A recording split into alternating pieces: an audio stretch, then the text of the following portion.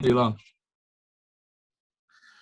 Hi guys, welcome back to the Once You're In podcast. As you can see, if you're watching on YouTube, you can see we're back from the PCA Midlands show. Reece has competed. Just dropped the dropped his award. I got these as well. So yeah, first show ticked off. I'll let Reece give us a wrap up of how the weekend went. Right, I'm taking the medals off because first time since you competed, you take them off. Mate, first time I put the fuckers on. All right, yeah. They've been on my fireplace the whole time. I brought them up intentionally for this. We won the class. So junior physique was taken, and then we just went and got the overall as well. So yeah, that was that, and it wasn't a bad day. First show, overall taken. You can't really have too many complaints. So yeah, it was a good day. Finn's got a YouTube video in the pipeline. I'm guessing by the time this is out, it'll probably be your next upload, if I'm not mistaken. I'm going to try and get it done by the end of this week, mate. I'll see how I get on. Yeah, that'd be class. So I think that captured pretty much the whole day in its entirety. But yeah, really good day. Enjoyed it thoroughly. It's mental because it's Tuesday already, and like we were literally saying before we hopped on this, like the first show is already done, and like it's almost where I'm not going to say it can't get better than this, because obviously it can, and it's just a show, but it's like, well, you're only 3 days out now. 3 days out tomorrow. I know. That's the focus, isn't it? Like we were saying yesterday, weren't we? Although even if you didn't have another show, you wouldn't just sit and think about it. Like that's the reality of life. You don't realize the good moments, do you? You always look back at it. Like we were saying yesterday, you'll look back on this and be like, oh, my first show, I won the overall. It was amazing. It was a great day. Like, cause it was mint. And Sanaya won. Like, it was proper sick. But yeah, we should mention that as well. So at the time, you don't think about it. You just think like, right, what's the next thing? Which I think is good. Like, and I don't think that's everyone. I think that's just our mindset, because it's just how you've got to be. It's strange. Like I've thought literally 5 times today. Well, like I said to you yesterday, I was like, well, I better win on Saturday. I better do well. And then, like I said to you, like, and then if I don't do well in the overall, like the finals, I'm like, well, I'll be going into an off season thinking, fuck, like the last show, I didn't do as good as I want to. So like, it's one of them where obviously you want to enjoy the moment. I mean, I will look back at this and I will say, wow, like first experience, first time competitor. I'm not too sure if I think I'm one of the first juniors. Well, I don't think many juniors have won the overall in physique this year, or let alone many. Like I'm not the first, but there's not many. Usually it'll be one of the older dudes, because when you're junior, you're younger than pretty much everybody. So the fact that I won the overall is class. Like I love that, but it's almost where like I'm like, well, now I need to do well in the next one. So because if I don't, then I'm like, well, not even people aren't going to remember. I'm not going to be happy, because I'm like, well, I could have done better in the next one. So it's a weird mindset to be in, because like I should really, really, really enjoy it, and I did. It's not why I didn't, but it's like, right, what's next? And it'll be the same as like when I finish up this little season. I'll be thinking, if I'm honest, well, maybe I could have had a crack at a pro card this attempt and see how like this year and see how close I was, and then next year I'll be like, right, pro card's on, let's get it. And it'll be the same. And let's say when I win the pro card, it will be the exact same thought process, and it'll be like, right, now let's see where pro shows are at. I think I think that will be forever. Like, even like, for example, look at the guys right at the top. Like if you win an Olympia, you're not sitting there like, yes, you celebrate and you're happy about it, but the first thought is probably, I need to retain it next year. Yeah. It's not like, oh, I'm the best, I'm amazing, I have the best physique in the world. I can almost guarantee they're not thinking that. If they are, then they're probably a bit like, I can't imagine a top level athlete will have that mentality where they're like, I'm the best, I have the, like, obviously they will be confident and they're like, I am the best, but they're not going to sit and be like, everyone look how amazing I am.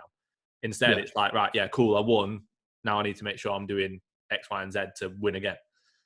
Yeah. Like straight away, when you came off from the juniors, we were like, right, we need to win the overall. Like we sort of didn't worry about the juniors. And then even when you won the overall, it was like, right, that was mint. And then we were chatting about what we can improve. It wasn't like, mate, that shot was the best thing I've ever seen, and I don't that think shot was we amazing. Like, I don't really think we spoke about the positives. Like no, we literally, didn't. I think the one thing I remember saying is, "What do you reckon I need to bring up then?" And we were like abs, calves, and then just a bit more muscle. Where like everywhere, like we both said like front and rear delts because my side delts are good, and like we literally were more talking about like I probably just because condition wise I was spot on. I could be fuller, so it was like right, let's be a good kilo or two going into this week, and the then tan you that'll want be to improve. yeah, exactly. So there's a few things we talked about. I haven't asked you once, mate. What was my best pose? Like, which I think if you asked me that, I'd be like, "Why are you asking me that, you creep?" Yeah. Like I've been told, I've been told by people, like, oh, when you turned here, when you did this, and I was like, sound. Like I was more so like, I was like, what was the comparisons But to the other? you know What why were that I is, because like? that's expected. Like if Mm, someone says to you, "Oh mate, your front double was min," and then when you transitioned into the side shot, it was a min. Like it's nice. yeah, Don't get me wrong. It's lovely to people to compliment you. Like you'd appreciate it, don't you? But you almost yeah, think, well, yeah, it should be. Like I've put so much time and effort into this. If it wasn't good, I wouldn't be happy. You know what I mean? Like yeah, so. It's not as if you're like, oh, thank you so much because I hated that shot and I was working on it. Like we nailed yeah. everything before, so it was fine.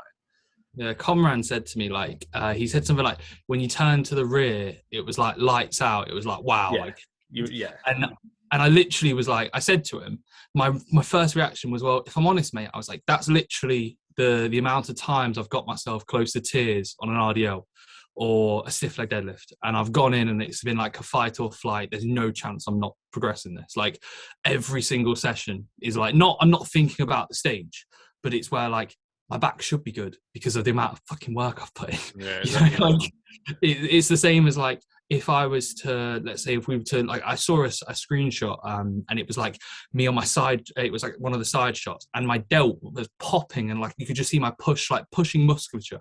And I was like, well, that's literally the subsequent of me pressing, like barbell pressing, like twice per week and working up to 160, 170 kilos during lockdown, you know? And getting that up to like levels where I can guarantee nobody was pressing that, and because people probably go, oh, it's fucking too heavy, or their joints would hurt or whatever, you know. And I was just like, oh, fuck it, we'll see how things go. And it was where like I look at it and it's like, well, it's almost, it's expected, like as you said, like I knew when I compete I would be good. That's just my mindset. I wouldn't have competed if I knew I wouldn't be good.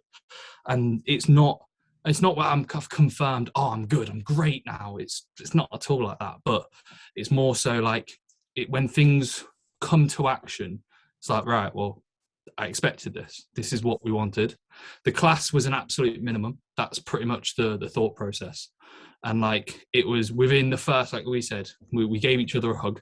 There wasn't really much of it was literally a well done. And you were like, right, there's a dude in the overall who's bigger than you.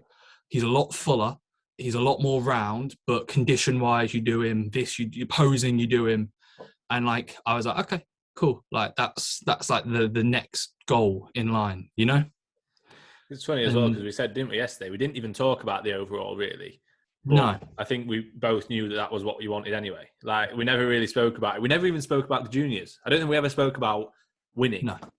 Did Yeah. we? We never like, mate, come on, you're gonna win. You've got to win. It's like, well, that's what I want. Of course, that's what you want. It's like the same with like my clients when they say that they want to compete. Like I don't think that they don't. And I asked them, I say, right, do you want to compete just to give it a go, or do you want to win? And every one of them is like, well, yeah, of course I want to win. Why wouldn't I want to win? And that's the mindset you need to have. Otherwise, you wouldn't even get on stage. Like I can't imagine, unless you're someone who just literally wants to do it for a piss take, which some people do, don't they? They're literally just like, oh, fuck it, let's give it a go. I don't care what I look like. It's like, fair play. If you want to do that, do what you want. Yeah, But crack on. if you're someone who actually has that mindset, like, no, I'm going to compete. I want to be my best. Of course I want to win. That doesn't mean you're going to win. It doesn't mean that you want to win any more than the next guy wants to win. But everybody should want to win. So like, even questioning it or like asking people, or do you want to win, or do you think you'll win? It's like, well, if I didn't think I could win or wanted to win, why would I do it? Yeah. So like, I don't even think you need to talk about that. Like, really, do you? It's not, especially so close to the show. Like, the last thing Mate, you want to talk I'm about, not especially like joking when I backstage, say, is like, come on, you've got to win. Like, you just need to no, fucking chill. the last thing I was so grateful that FIFA came out early access on Wednesday, because I'm not joking. No, I'm not. I'm genuinely being serious. I literally just like my usual pre-workout or morning routine would be I'd get up like a bodybuilding podcast on my phone, and I get up some training footage, and I like literally watch someone train, and then I'd have a bodybuilding podcast on, so like when they're actually training, like you can hear something. I'd like want some stimulus, so I can be like, okay, that would be my routine, and like that would be my meal one, and then like later on throughout the day, I wouldn't really. I'm not going to be watching bodybuilding stuff like 7:30 p.m. Like I'm just chilling out at that point. And like the last 3 days, all I was watching was like FIFA videos, like football videos. I was like literally trying to consciously take my mind off the event to the best of my ability. And like the day before, Saturday, I only posed like once, twice. Friday, every day before, I was posing 7-8 times a day. And like the day before, I literally posed once. I was like, yep, sound like not going to be able to make any changes now. Like it's not where posing is going to be doing me any favors. So you need to chill out. And I had the best sleep of my of literally the last week or two, the night prior to the show. Woke up, I had the tan the day before, and I woke up and I said to you, I got a bit emotional, which was unlike me, where like I looked at myself and like I kind of thought like, shit, like this is it. And it was quite a cool feeling. Then I was really like, I was quite confident, and I kind of just like said to myself, like, if someone beats you, like they're gonna be fucking good. Like, and that's literally what I thought, because I knew, like, where I don't look at myself ever and go, oh, like I look great. I'm quite critical, and I looked at myself and I was like, yeah, this is a good look. Like this is gonna be hard to beat. That's pretty much what I thought. And yeah, like I said, it came through and it all was all good. Do you want to run through like what we did as the final, like the week up and then the day of, so we can kind of give you like a timeline? Want to do something like that? Yeah, go for it, mate. So what? Go from the Sunday, or go from when you started fat loading. We're going to be answering some of these questions anyway. I've got a few questions about stuff like this, so we'll go through it, and then any that are already answered, we'll. Yeah, that sounds right. So pretty much it was one of those where I actually was looking through my log. So I was like 90, I'll get it up in the background just so, because I can actually read through it. And I made all the notes this morning because I hadn't filled it in for the last like day or two. And it took me like half an hour to get everything up to date. So, all right. So fat load day one, I woke up at 94.1 kilos. This was the 19th of September. Basically the rationale for a fat load is just to refill IM, so intramuscular triglycerides, through the utilization of just having higher fat content. So basically I took my usual rest day calories. So the macro kind of breakdown was like 150 carb. I think it was like 148 carb. I think it was like I think it was like 37 fat, and then like 220 protein. So basically what we did was we combined the carbohydrates into like the fats and protein. So it was just predominantly fats and protein. Obviously there's always going to be, I hate when people say zero carb, bro, zero carb. I had zero direct carbohydrates. You're always going to have carbohydrates. I think it was like 47 carbohydrates or whatever, and that was because veg kept the same. So it was literally 3 omelette-based meals, or 2 omelette-based meals actually on these days. So it was 5 eggs, which equated to 20 grams of fat, and then likewise I think it was 50 grams of protein in each meal. The total amount of macros came to the end of the day where I was on 94 fat, 48 carb, and then 225 protein. And this was pretty much the same process from Sunday to Tuesday. So 3 days worth of fat loading, steps in cardio the same. So it's 15K steps Sunday, Monday, Tuesday. Cardio was consistent, so just half an hour. Cardio got tapered down from a few days prior to that point. So I was actually pulling down cardio. So my last full cardio session was, if we look here, on the 14th of September to like the 18th. That was the last time that I had like normal cardio, which was an hour's worth on rest days, and then likewise on training days about 45 minutes. So fat load, 3 days, fill up intramuscular triglycerides. Body weight came down rapidly, so it was 94.1. Then the following day 93 kilos. The following day after that 92.8. And on that final day I trained pull. It was a 1 rep in reserve approach kind of session. We did it at Finn, help me out. What's it called? Not Progress. Premier. Yeah. I trained with Sanaya.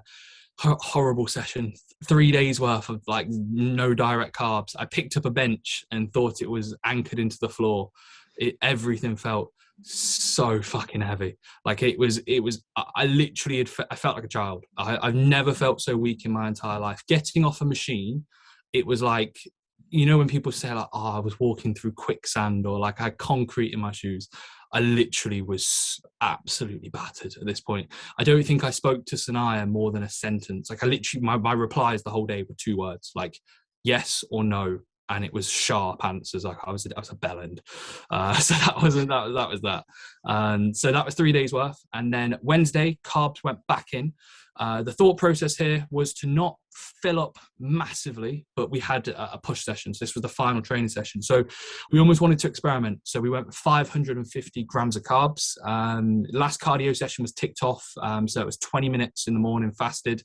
And it was just a 1 rep in reserve approach. The macros of that day were, 530 carb, 27 fat, and 240 protein. Fats were already pretty low. So it was just literally a sense of adding in additional carbohydrates to my second meal, so my cream of rice, and then my pre and post workout meal.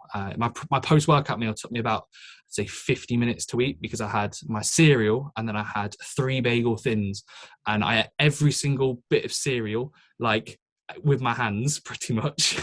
I had my protein as a sludge, and then I had my bagels where I had literally like the smallest little nibbles ever, and it was fantastic. That was like when food focus was insanely high, which is weird because I feel fantastic now food wise. Like I've got no major cravings. I'm in a good spot. That's for sure. Food's pretty high now, isn't it? Yeah, pretty much. So so basically carbs went back in on Wednesday. We woke up the following day expecting to be potentially a slight bit heavier, just because carbs going back in, you're going to fill up glycogen stores, but then at the same time, because we kept that cardio in, because steps were still in a moderate amount, and then likewise we trained, the demand for those carbohydrates pretty much just went straight through me. So we woke up the following day 92 kilos, so I was 0.5 down, and this was the first full day of carb loading. So we went for 850 grams of carbs, 55 fat, just so we're not expending through those carbs super quickly. At the end of the day, like I could probably have had 1,000 grams of carbs if I had like 25 fat. It wouldn't have mattered. It would have gone straight through me because I was depleted as anything. And then protein was pretty much baseline. So it was 6 meals, and it was just baseline level of protein. So I think it was around 30 grams complete protein per meal, but it was a bit higher in some meals. So the protein actually came out 240.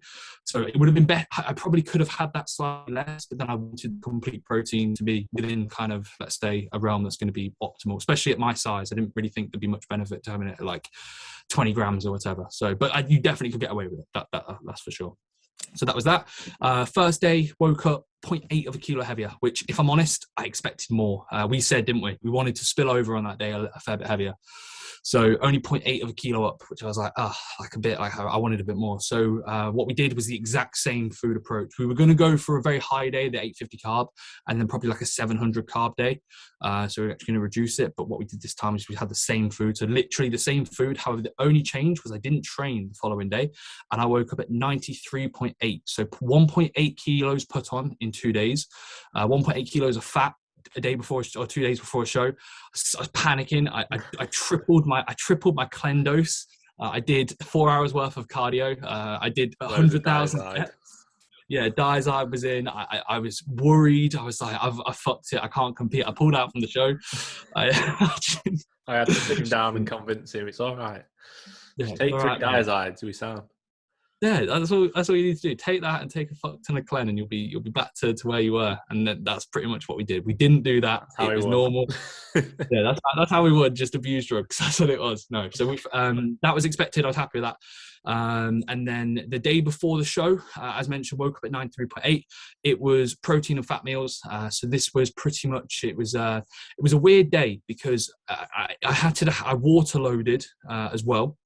So pretty much it was where I got in, I went to the toilet 24 times in the entire day, not including the night that I went to the toilet, I think 5 times. So 29 times in 24 hours probably. And then that's not including the night before, which was, I think, 4 wheeze. So 33 times I went to the toilet. It was fun, that's for sure. But basically, the day before was protein and fat meals again. The thought process here is literally just to dry out. Like, we've spilt over. In theory, we could have spilt over more. Like, I could have been far fuller. So this is something that we're going to be taking into the next show. But basically, we spilt over intentionally. Probably could have been more. We had 6 meals, 50 grams of protein, 20 grams of fat in each. So it pretty much totaled out 2,400 calories. Because I had the carbohydrates from the day before, I felt really good. Like, it wasn't where, like, I got around to like 6 p.m. and I was like, oh, I've got no carbs, bro. Like, I felt actually pretty decent. We utilized natural diuretics, so vitamin C and B were consumed with each meal.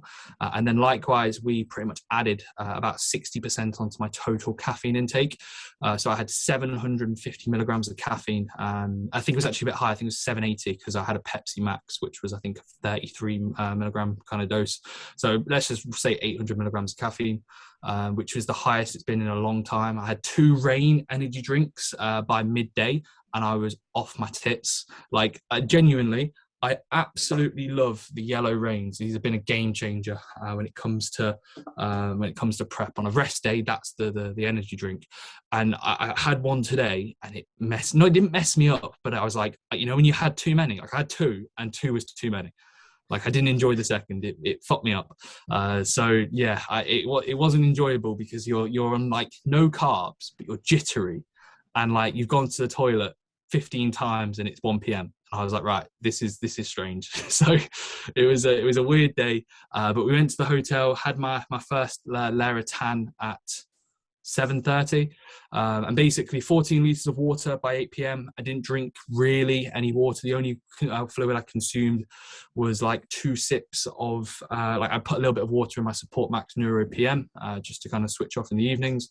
Because we were at the hotel, I was eating in the lobby reception. I almost cried. I got told that I couldn't eat my broccoli and rice. Not broccoli and rice, broccoli and chicken meal in the bar. Like, the hotel manager came up to me, like, and I'm saying I can't eat my meal, and I said to him, like, politely, what can you do? And they said, well, we're just telling you. And I was like, I'll respectfully decline. I'm going to eat my meal. So I ate my meal, and I was getting stared at by the manager. That wasn't nice. Like, it was a bit annoying, to be fair. You pay for a hotel and you get told you can't eat a fucking chicken and broccoli meal. I was like, great, you got any carbs, bro? Can I have some carbs? That's what it was. And then we woke up the following day. So we pretty much lost 1.2 kilos. So following that, we, like I said, woke up 1.2 kilos down, 92.6. This was the show day, which again is mental because it feels like it was so long away. Like, I'm reading these notes and I'm like, wow, like, this was only a few days ago, and it feels like there was a massive time gap between those like couple of days.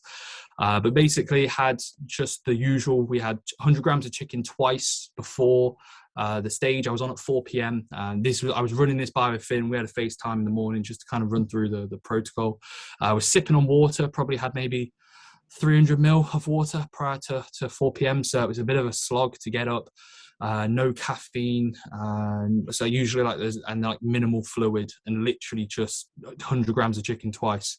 And that was that. But it was one of those where, like, you kind of just have to ride off the emotion. You're like, well, I'm competing. I can chill out. I had my layer of tan. It wasn't like I was on my feet. Luckily, Finn, Shannon, Sanaya, my mum, absolutely fantastic. Again, thank you, mate, for helping out and like running around for me. Like, I was sound, wasn't I? I was just a bit like, I just wanted to chill. Like, I just wanted to have my headphones in and just do me. That was that. Like, I wasn't really like, I wasn't sure. So it's just like, sound, right, we're here, you know? Yeah, you're right. Yeah, that's pretty much how it was. So yeah, that was that. Pre-stage meal, 2 rice cakes, an absolute fuck ton of honey. I was drinking it at this point. Salt and vinegar crisps, extra pink Himalayan salt, 1 block of dark chocolate, 2 scoops of Komodo pump. This was consumed about, I think it was about 40 minutes pre-stage, I think it was 320. To be fair, could have done a bit more, could have had more. Yeah. I think the plan of action, I spoke to Tom, so Evolution Training, and again, I'll give him a shout out. I know he won't watch, but let's say if he does, thanks for his time. I dropped him a message afterwards, but I had a chat with him, and I'm not saying this was what he would have said, but I probably would have guessed that he would have said to maybe have had that like more carbs earlier on throughout the day, so maybe like have like a bigger meal at like 1:32 because I was already dry as fuck and my condition was spot on. I would have said like even the day that you just had protein and fats, you could have had as another high day. That's kind of what we're doing this week, but just kind of assessing day by day. Like you won't do the same kind of like high days and low days and peak protocol this week. Or I don't think you should. Like I think you should literally just roll in on higher food, just like you would reversing out of a diet. Yeah, basically that's kind of what you should have done, or what you could have done at the end of last week, rather than having that low day. And then the morning of the show, I would argue you could have had a meal, like a bigger meal, but you almost want to keep food volume as low as you can so it's digesting well. So you could have been fuller waking up. Like that 92.6, if that had been like a 93.6 on the morning of the show, would have been perfect. Yeah, exactly. But I feel like that could have been achieved. Yeah, that could have been achieved if we had pushed a bit harder, you know? Yeah. So like with the food the day before. So yeah, that was that. And then basically I stepped on stage, just fucking obliterated the junior class. Give me the first place, get me the fuck off. That was it. Easy first place. That was pretty much that. Feedback from pretty much Tom, so Evolution Training, and yourself was like a bit flat for the overall, need to be fuller. So I went backstage. Finn, even though no coaches or anyone who wasn't competing were allowed backstage, Finn magically managed to sneak in about 20 times. So, I mean, he's done well there, bless him. Clearly, it was his tan, and it was because he was shredded.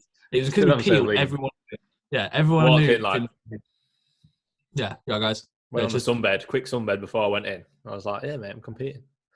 Now, to be fair, like, I hope PCA people don't listen to this, but it wasn't hard to get backstage, was it? Like, it was very easy. Like, Shannon was there, Tom and Charlotte came back. It's like, it wasn't difficult. Yeah, no, the fact that they like had security on the front door and like the door outside the back, and they were like, if you walked in, they were like sussing you out, and like they were like looking you up and down, like, and literally you could just walk around the back of the bed, like in front of the venue, to walk to the back. Like it was a bit strange, but what can you do? So basically, I went backstage. Tom, like I said, got off stage, and Tom just said, "You're flat as fuck. You need to eat." So I said to Finn, I've only got rice cakes and honey. So this is something that I will be taking with me for all shows now. Is I'll take some like crap with me if I need it. I thought you had your squares bars with you. Yeah, I thought I did, but I only had rice cakes and honey, and like Snar had jam, and like I had enough carbs with me to still fill up. But I needed a lot more food, clearly. You needed lower volume. You don't want to be eating 20 rice cakes. No, definitely not. So Finn went to the shop. He picked up, I'll read the list here. He got me 2 cookies. I had 2 Tesco dark chocolate or triple chocolate cookies. Mate, fucking fantastic. Literally. I dipped them. I was dipping them in jam. Like, they were fucking amazing. Yeah, literally. Like, this was I was eating it and I was like, what the fuck is this? Like, this is bonkers. Like, I was dipping them in. Sanaya had her jam, and I said, like, do you mind if I dip? And she was like, well, I've got a spoon. And I looked for a spoon, couldn't find it. And I was like, do you mind if I dip? And she was like, nah, don't worry. And I was just like, fuck it, dipping this in. And it was like, I was like, I must have had like probably 100 grams of jam. And I like a jam and a cookie sounds like, mate, say that out loud for yourself with your food. That sounds vile, I bet. You're probably going, ugh. But it was so nice, and there was a black currant jam and normal and raspberry jam, and I was just like dip. It was lovely. Literally, I was so happy. So yeah, two cookies. Felt very, very heavy on my stomach, so I was like, oh god, here we go. Spilled massively. Yeah, spilled massively. Cookies spilled. He was fat. I called my mum and I was like, I need my Clen. I need my fucking Clen. I need all my supplements. I need to overdose them again. But no, 2 cookies and jam. I had a marshmallow squares bar, which admittedly, mate, I fit into my post-workout meal yesterday. I had less cereal and I had one. So I've never had a marshmallow squares bar. And again, fantastic, really, really good. So I had one of them. I had also 5 Tangfastics. I think you said 5 Tangfastics. So I was like, yep, sound 5 Tangfastics. We'll have them. I think I had 3 cherries and 2 of the gummies. Like I was like, right, I don't like the soft back ones. They're shit. I said have like a handful. I said don't have too many, because you know when you have sweets, sometimes it can make you feel like, if you have a lot of them, it just makes you feel bloated and shit. Yeah. So I was like, don't have too many. But I don't think I said have 5. Have exactly 5. Yeah. But yeah, like just don't have the ones with the foam on the back, like little things like that. Like obviously that wouldn't have made a difference, but I don't like going off experience of how they make you feel. If you have too many, I don't like the foam ones. I never ate them. I've never. And you don't want to eat anything you don't enjoy. Yeah, exactly. So yeah. And then I had also, additionally with that, 100 grams of chicken, just as literally some protein. And then I also had 4 blocks of dark chocolate. So nitric oxide gets increased from dark chocolate, and then likewise a fat source. So it's going to slow down the digestion of that. I had that about an hour and a half. It was where I got backstage, sat down, I chilled out. I literally just breathed, because I was still quite elevated, as you would do after you've won a show. Like if you won your class, I was like pumped. So I was like, right, I'm not going to be in a good position to uptake nutrients. So I need to chilled out. It was perfect timing, because you went to the shop and then you came back. So it was probably about half an hour, maybe 45 minutes after. Probably so not. It was where from when you stepped off stage, it was probably an hour or so before you ate, because we took photos and that, didn't we? But I said, I was like, just relax before you eat. Yeah. So you could tell, obviously you're going to be buzzing like after you've won. Like, so I was like, just chill out. Cool.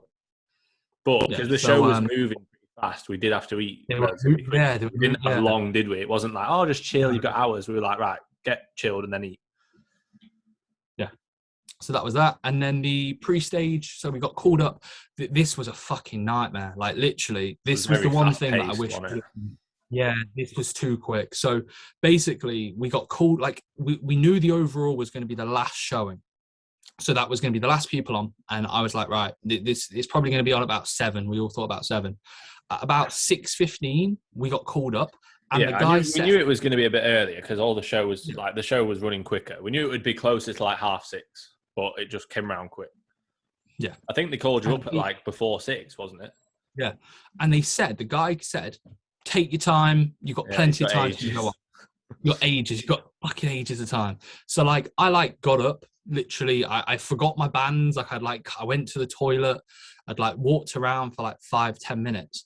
And I literally walked up expecting, like, because they called everybody up. I thought they were going to call up like, right, men's physique overalls, come up, like they did last time. So I walked up, and mate, I go in there, every fucker's there, pumping up, like, and I'm literally fully clothed. The only guy in there who's fully clothed.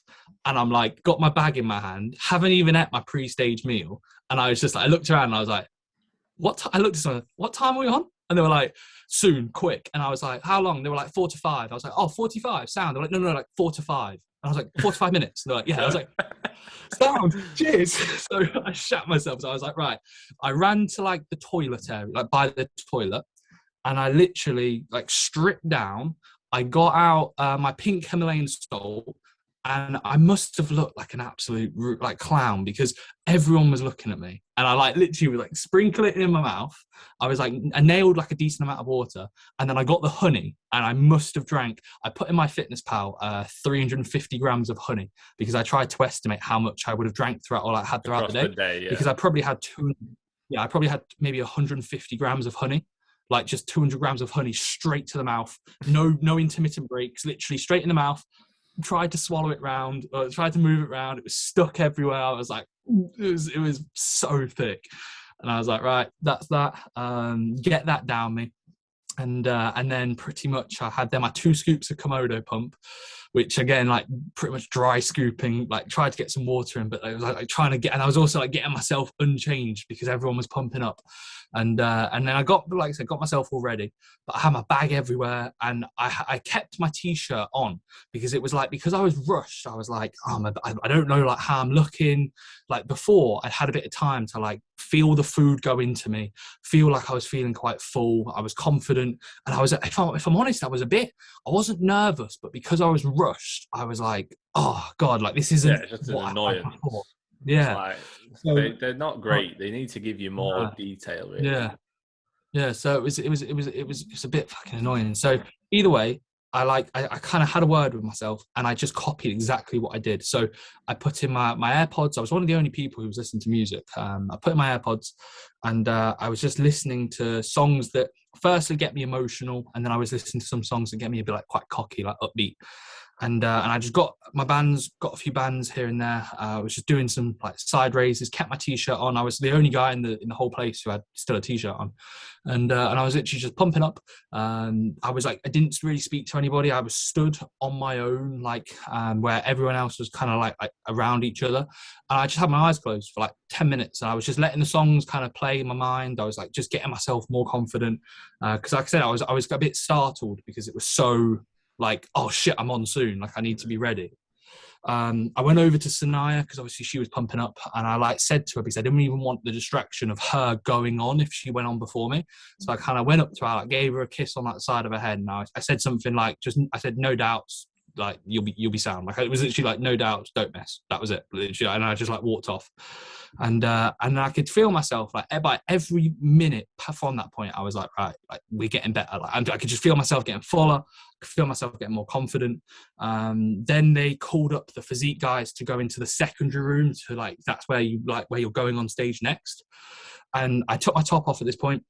I was still like pumping up, and the big dude, there was a dude that we mentioned earlier he was bigger than me, older guy, far fuller, like he was full as fuck, really, wasn't he? He was like really round. Must have taken some full as fuck.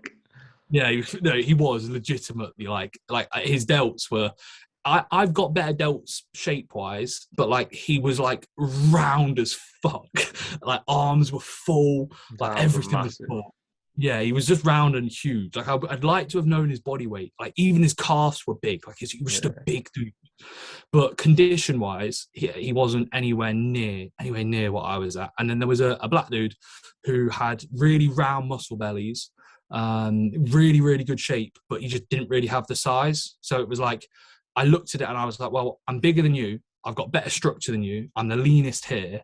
And then the Masters guy was an absolute gem. He absolutely loved me. When I took my top off, because I had my top on, he looked at me and he went, what did you win? I said, junior. And he went, fucking hell, you're going to be a pro. He was like, you look ridiculous. And I was like, oh, cheers, mate. Like, this is a guy I'm literally going to be on stage with. And he was like being really supportive.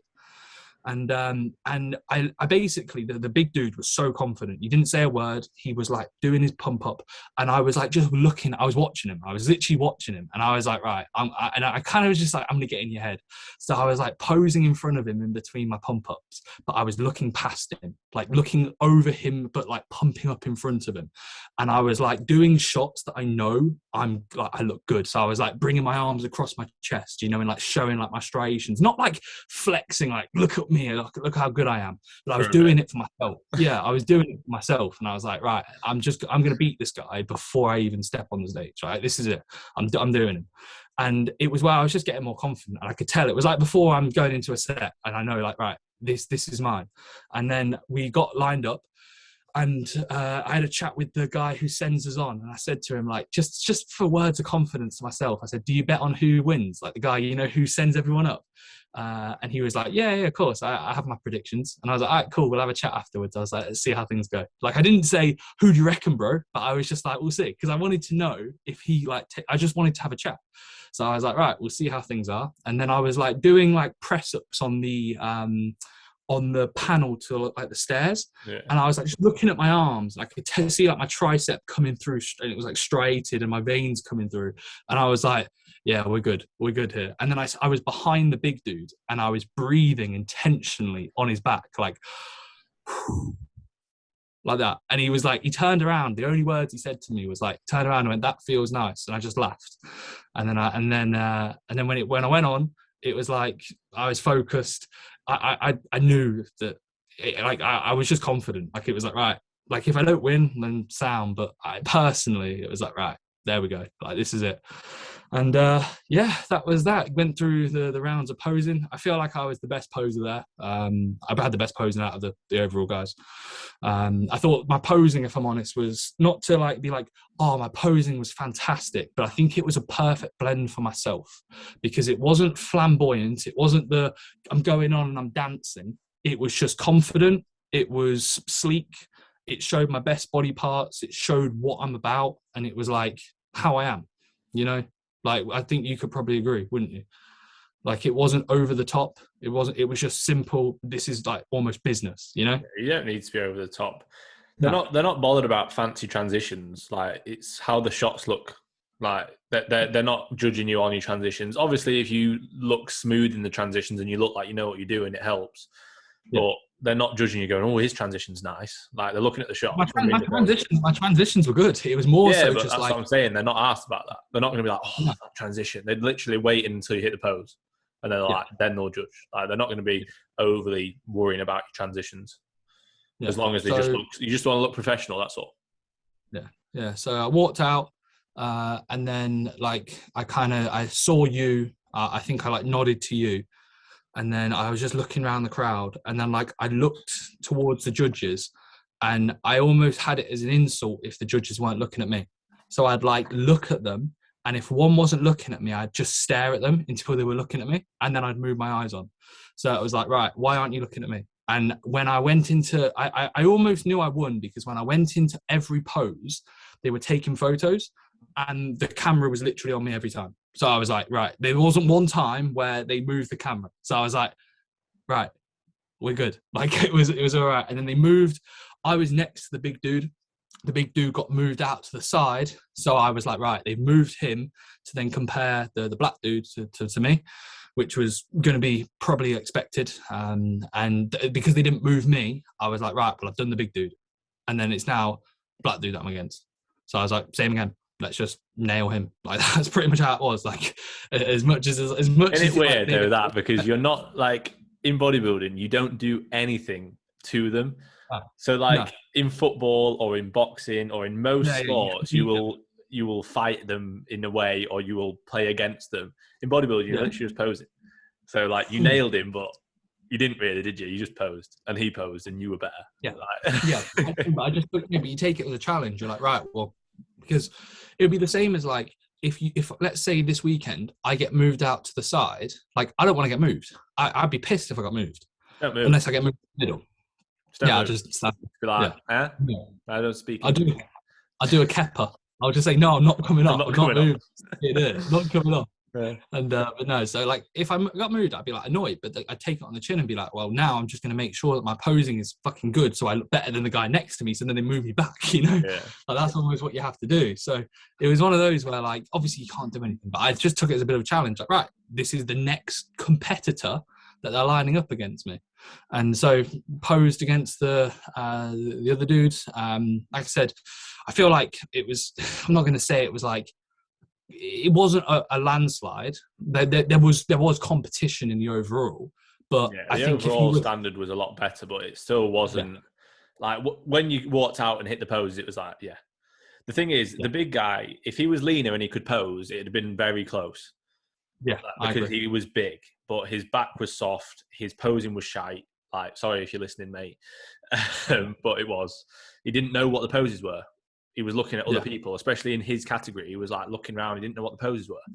So if his posing was as good as yours, and if he was, let's say, like probably 4 or 5 kilos lighter, that'd have been good. That'd have been close. Yeah. But still, I don't know. From the back, you nailed him. From the front and the side, like I say, if he was leaner and his posing was better, he might have done you on some of the poses. But it would have been closer. It would have been a better battle. But because he was soft, it was like, and his posing wasn't great. It was just sort of like, they were never going to. If he'd have won it, it'd have been like, what? Like, he wasn't complete. You know what I mean? It's the same reason Sanaya won. She was more complete than the others. She had less weaknesses than the others. That's all it is. Like, it's whoever's got the least weaknesses. Like, Sanaya wasn't the biggest at all. Like, she probably, I don't know if she was the leanest as well, to be fair, but she was the most complete for her category.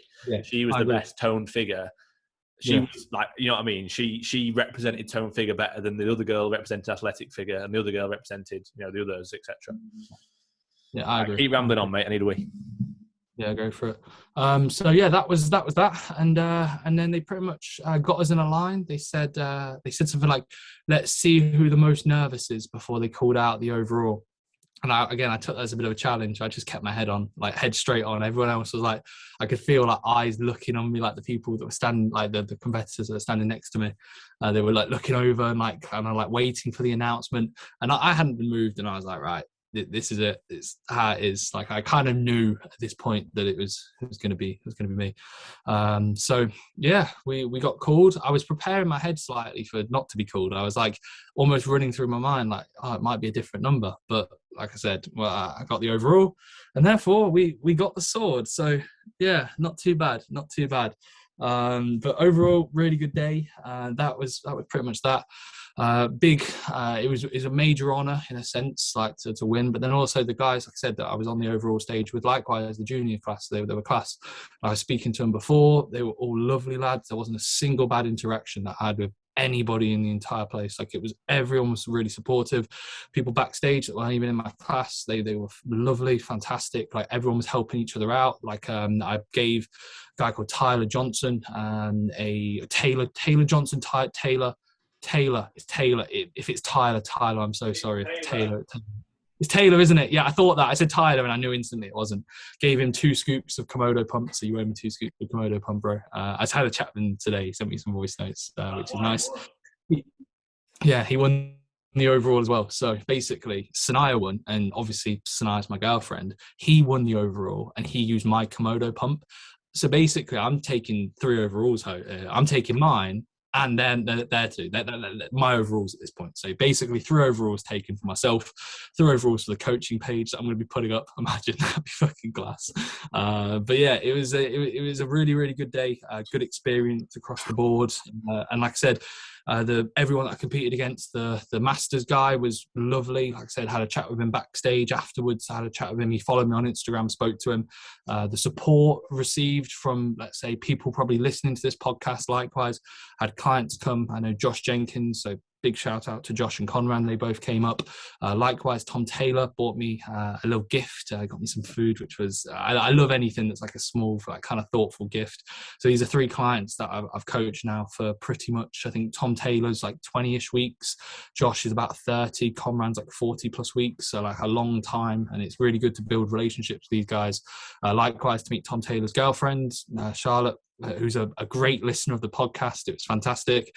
And then just like all the messages and the support, like it's been genuinely, like I've been really, really ecstatic of how everyone's kind of been. Like it's lovely. I can't really format it into words as cliche as it sounds, but it's genuinely like eye-opening. I'm like, mental, how many people are nice to you when you're still a twat?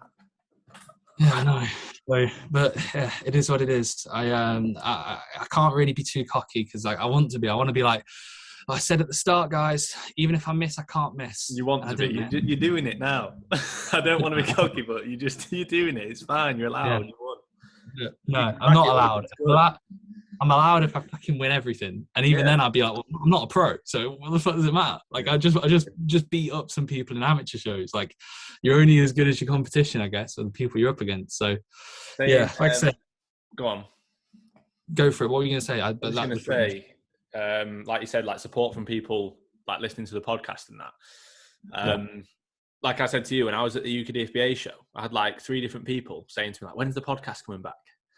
It's mental. And like the amount of people that have like said to us that we don't know that they know us and saying like, oh yeah, like love the podcast or watch your YouTube and stuff. Like even at the FitX show, like people that messaged me afterwards like, oh, it was awesome to meet you. And I didn't really know who they were, but I was like, oh, cool. Like it's mental, isn't it? Like social media is a very powerful thing. Like we've said before, like we do the podcast for us, basically, for us to have a chat and for then people, if they want to listen, they can listen. But we're not doing it like, oh, this is what they want to listen about. This is what they want to see. This is what they want to hear. We're just chatting. And if people take something from it, then they do.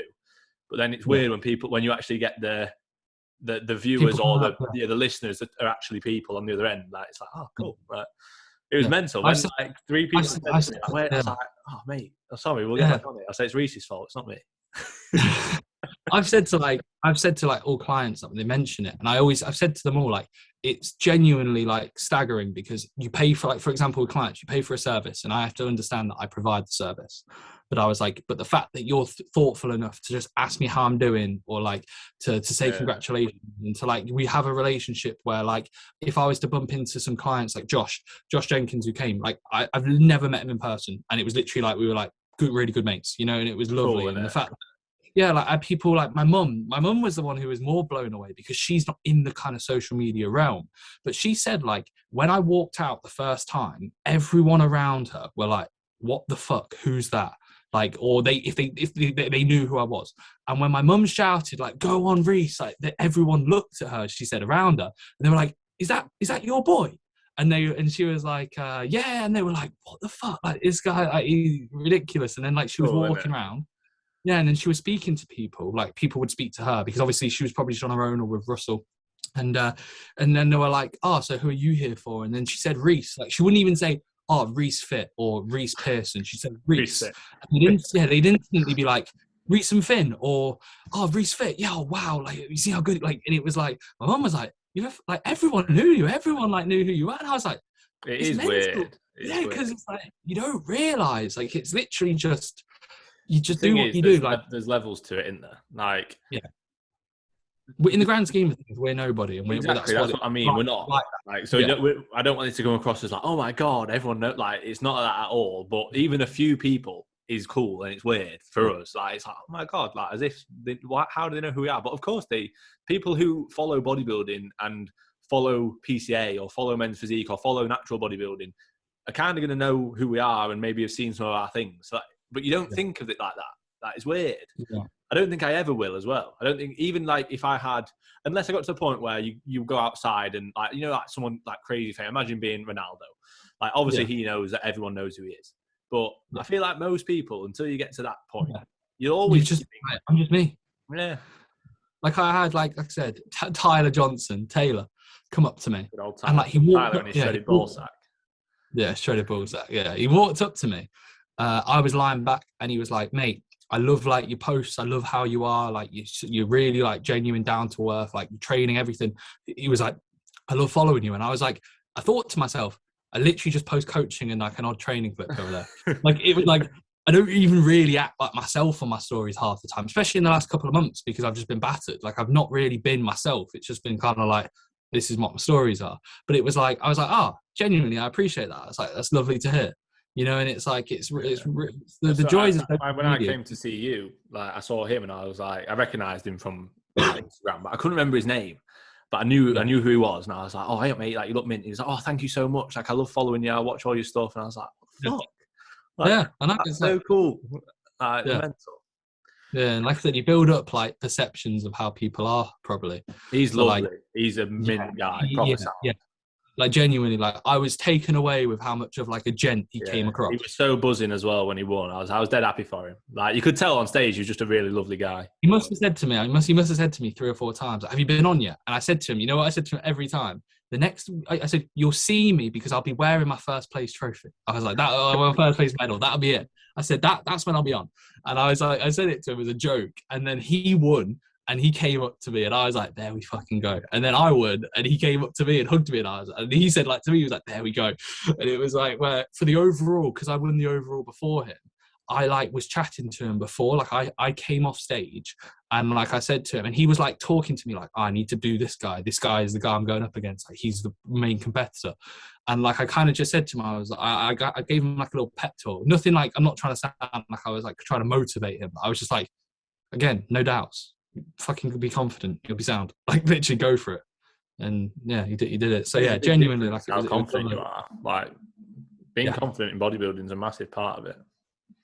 Exactly. Yeah, exactly. And it comes across. So yeah, that was that. And that was pretty much that. So then afterwards came off stage, took some photos on stage. And then I think like came off, took some photos outside, had like the little chat with just chat afterwards. It was literally just kind of touching base. Really at this point, again, we hadn't really said anything other than like that sound, good stuff.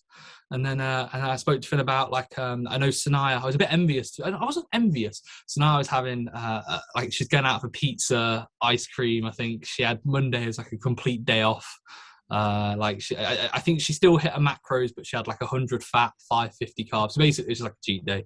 And meanwhile, because I've got a show this weekend, I was like, It would have been nice to have been like, oh, let's go out and celebrate, because you want to celebrate. Like, you and Shannon were there, Comran was there, my mum was there, like Sinai was going out. Like, it would have been a lovely event to have gone, oh, let's go to here to get pizza or whatever. But it's not going to be productive. I've got a show in 6 days, 7 days. Yeah. So 6 days. I went, so I was like, sat and ate cream of rice in the car and then drove home. Yeah, so I went back, I had 200. I had in my mind what I was going to do was I added my food up on my Fitness Pal for what I had throughout the day, and I had 2,100 calories. So I ended up eating it's 2,900 calories on the day.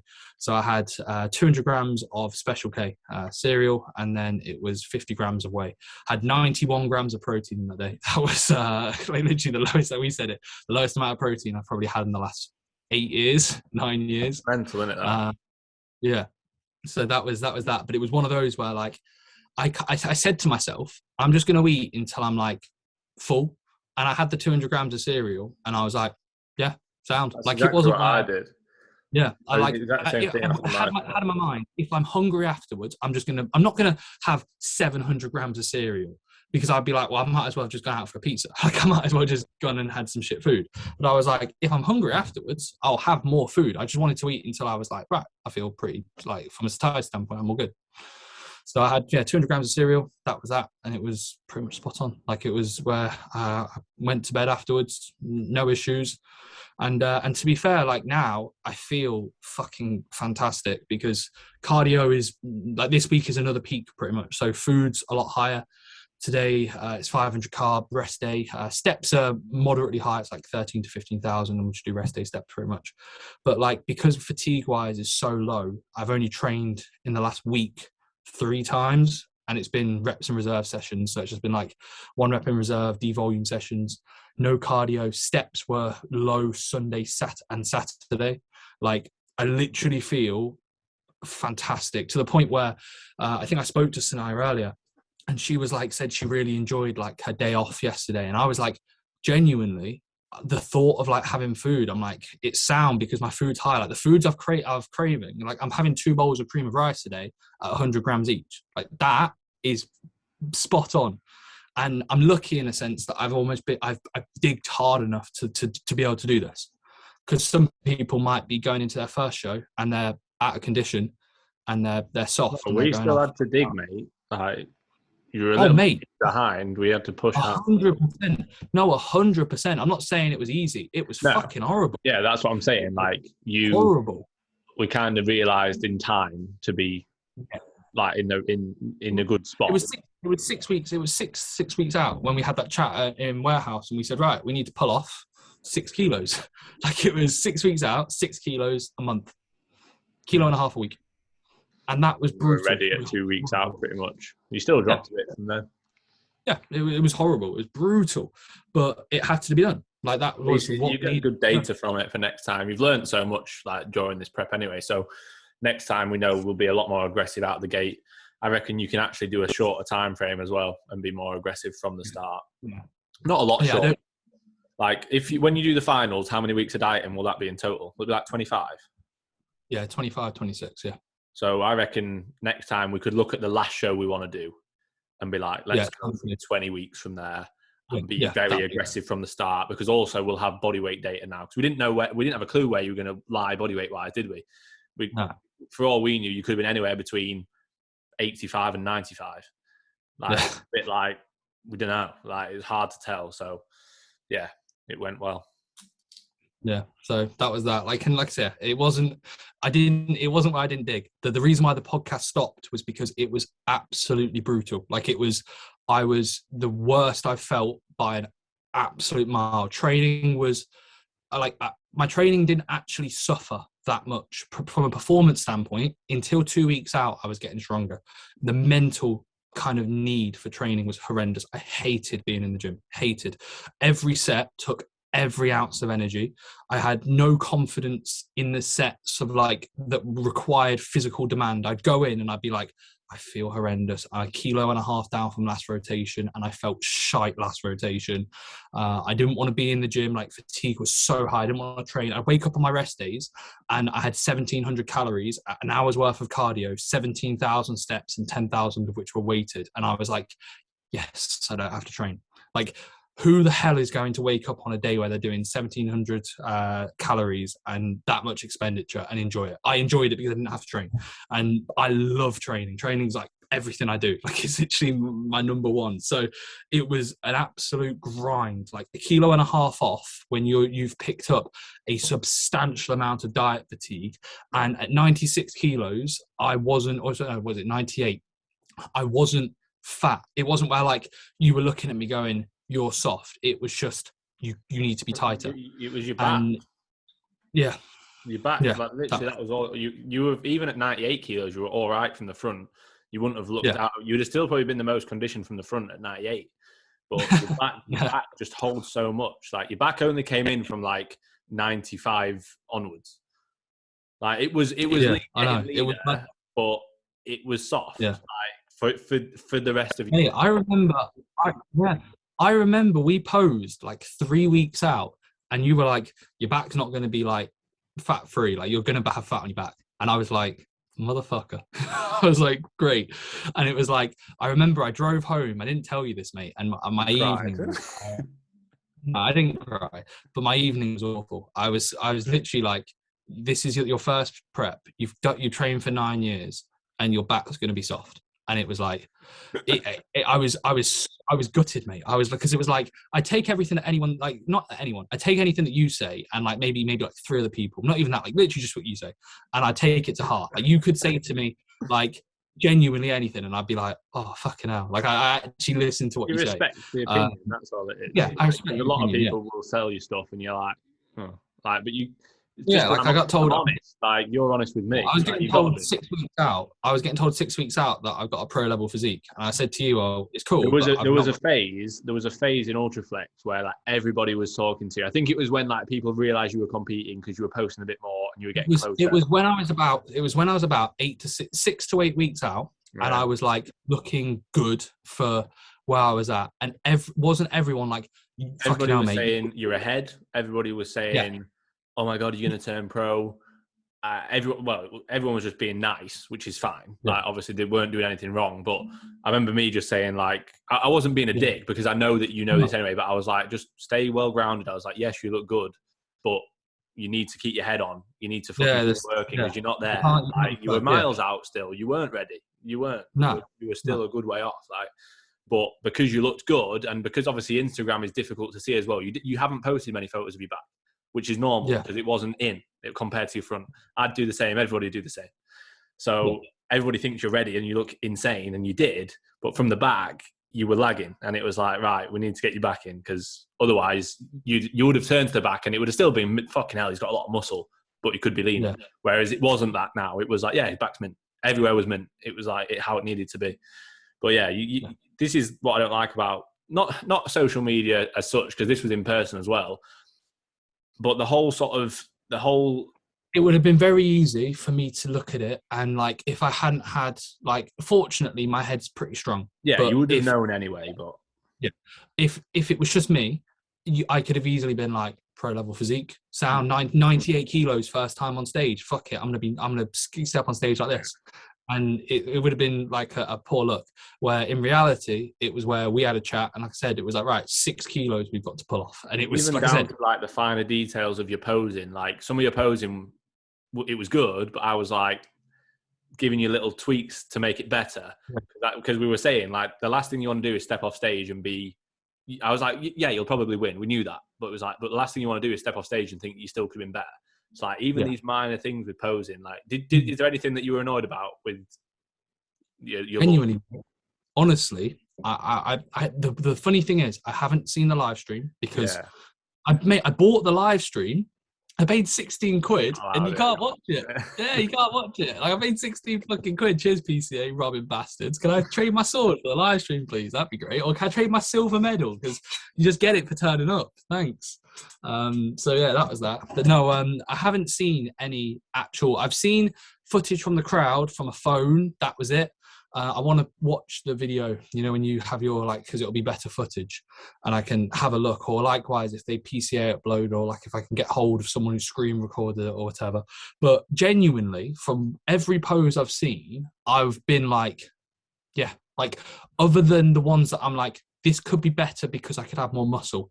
I don't think I fucked up any pose really. Like there wasn't. Fine.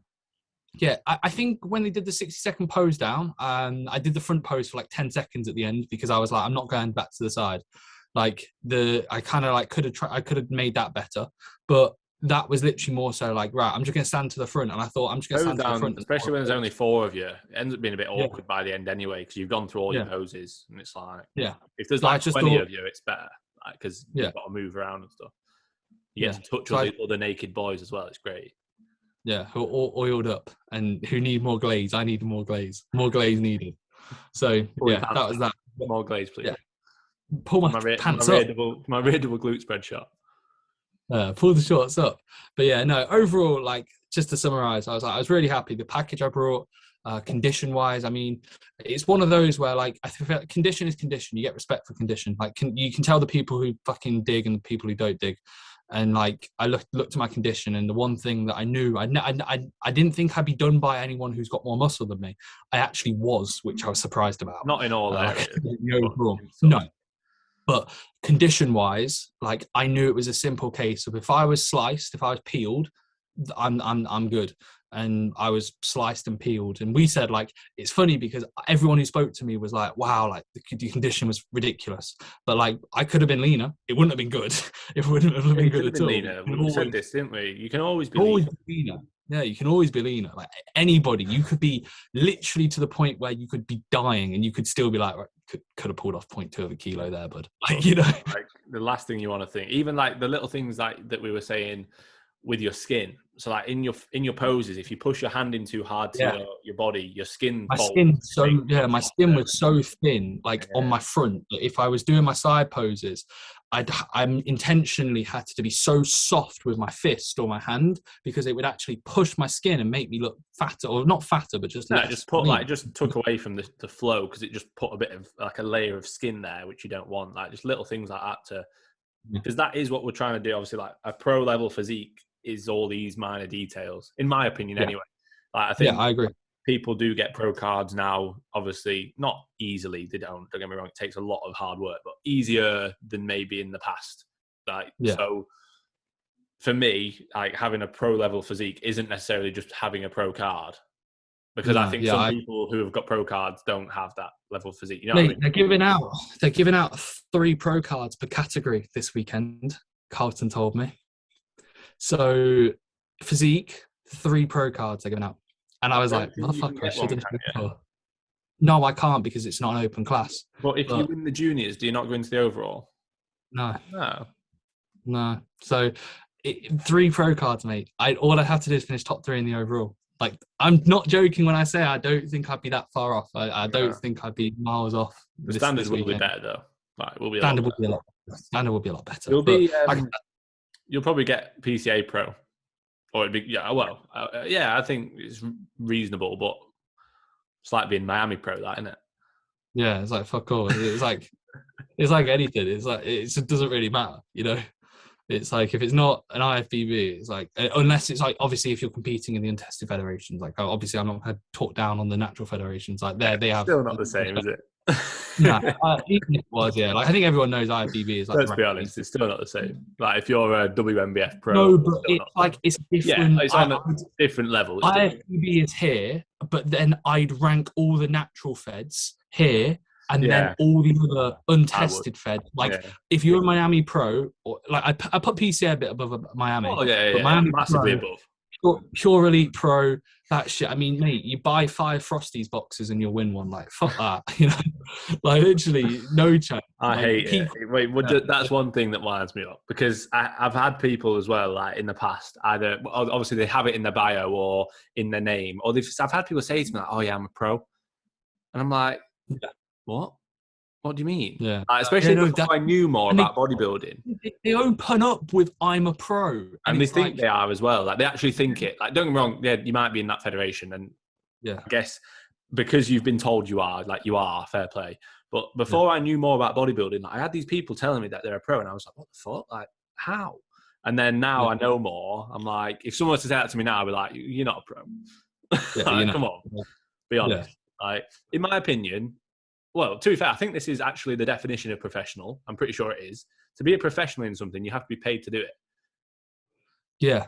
You don't Yeah. get paid to be a Miami pro. You don't get paid, obviously, by IFBB being a pro, but the prize money that is in that is a lot greater. Yeah. I No, still I know. think, Yeah. It's one of them. Yeah, you have to be. Right. Do you want to get through a few questions? I've really enjoyed this. This has been a great podcast, I will say. I bet you have, mate. But, It's just an hour of talking about yourself. I'm sure you've loved it. nah, it's been nice. I've enjoyed it, mate. But I need to pose. I need to pose and have a shower. Right, 10 minutes. 10 minutes. That's all I've got. Yeah. We'll go through a few. Right. So, do you want to start off, or do you want me to start off, mate? You can go, mate. Right. I've got a fair few, as you can imagine. So I'll have a look. The thing is, I've probably already answered a few of these. Yeah, Like we have. Harry Woodcock summarised how it feels to win / just compete in a competition for somebody who hasn't. Well, I've kind of we went through the process. It's fantastic. I thoroughly enjoyed the day. I didn't enjoy it in the moment because that's how I am. So I was more so like, this is the process. This is, mate, pull it to the you go straight to the camera.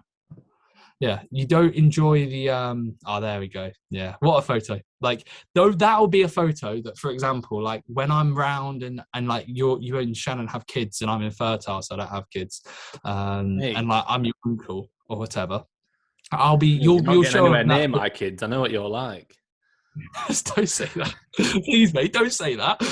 We promised not to talk about that. But no, like that'll be a photo that like we'll end up getting like framed or something, and like Well, I reckon I'm gonna do it. I'll get it framed, or I'll get it as like a canvas for both of us. Yeah, like little like that. In the moment, I didn't enjoy the. Yeah, I didn't enjoy the day because it was a process. It's one of them where I'm like, right, this is what I gotta do. This is the times. I gotta get my tan. Got to do this. Yeah, but you did enjoy it. If you think of that day versus a normal day, like today, like you enjoyed it a lot.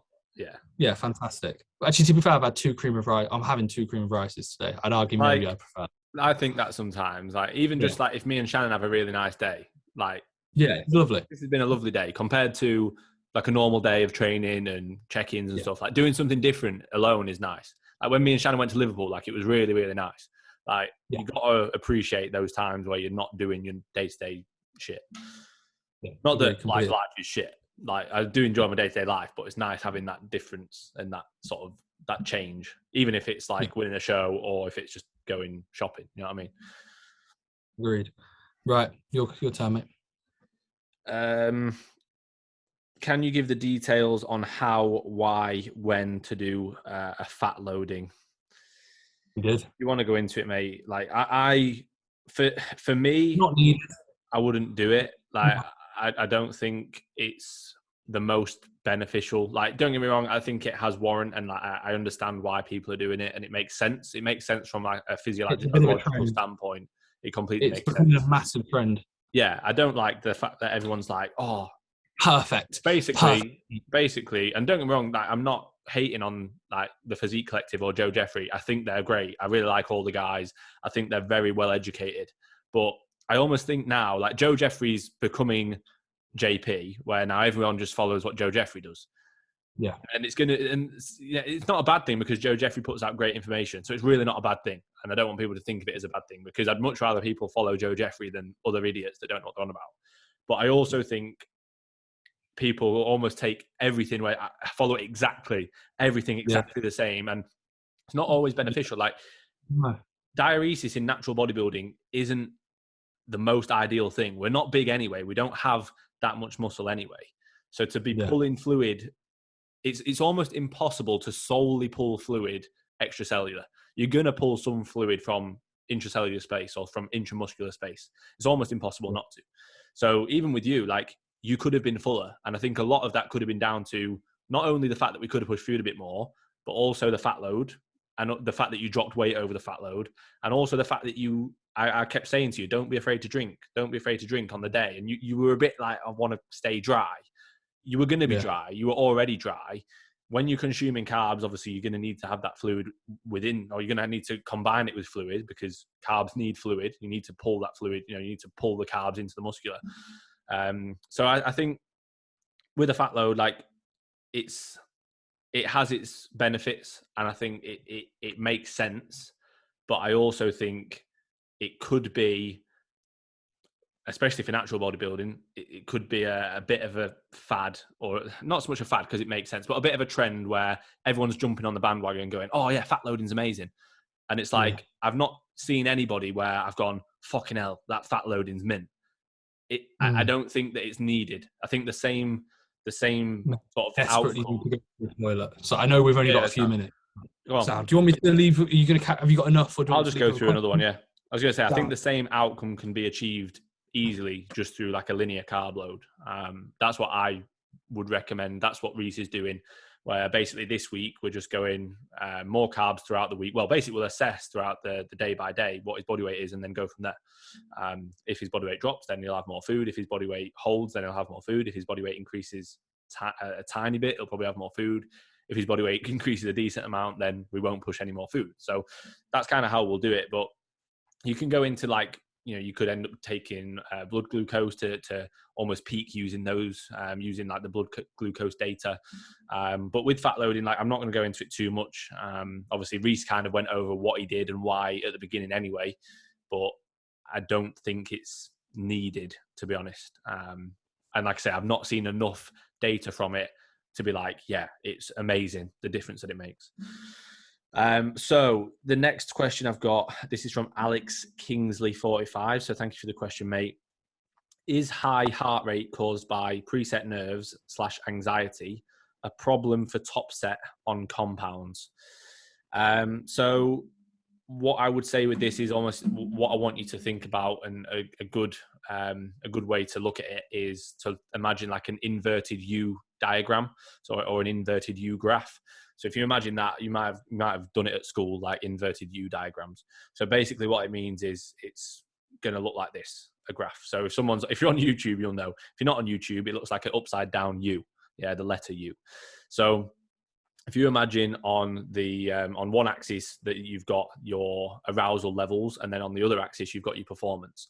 So your arousal levels, the higher that they get, if they're really low. So let's say you're going into a set, like on let's say a deadlift. Yeah, you said any compound, so a deadlift. Let's say if you're going into that set thinking about what you're having for tea, or thinking about what you're watching on TV, or chatting to your mate, and then just picking up the bar, your arousal levels for that set are really low. They're right at the bottom of that inverted U.